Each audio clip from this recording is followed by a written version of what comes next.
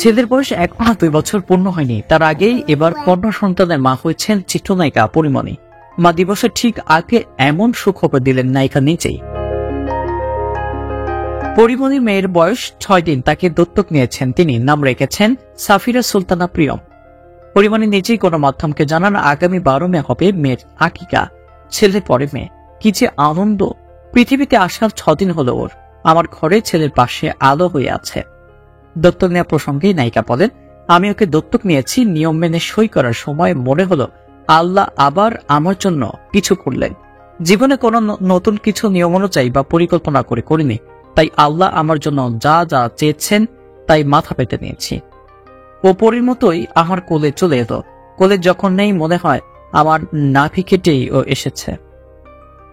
মেয়ে দত্তক নেওয়ার খবর জানালেও এখনো তার ছবি প্রকাশ করতে চান না। জানিয়ে পরি বলেছেন, ওর ছবি এখন দিচ্ছে না, কেউ রাগ করবেন না, মা তো আর কিছুদিন যাক। পরিমণি বলেন, আমি যা মন থেকে চাই তাই করি, কে কি বললো সেসব নিয়ে কোনোদিন ভাবিনি। কে বলেছে বাবা ছাড়া সন্তান মানুষ করা যায় না? কে বলেছে জন্ম দেওয়া বাবা মা ছাড়া সন্তান মানুষ হয় না? এইসব নিয়ম সমাজের তৈরি। এই তোর কয়েকদিনের মধ্যেই মাতৃ দিবস নিয়ে হইচই হবে, কিন্তু সেখানে তো পিতৃতন্ত্রের আদলে তৈরি করা মেয়েদের জায়গা। তিনি আরো বলেন, কাজ আর সন্তানদের দিয়ে পাঁচবো আমি। এখন রাতের দিকে সব শান্ত হয়ে আসার পরে একদিকে ছেলে আরেকদিকে ঘুমন্ত মেয়ের মাঝে যখন চোখ খুলে দেখি, তখন মনে হয় পরিমণির আকাশটা বড় হয়ে আসছে।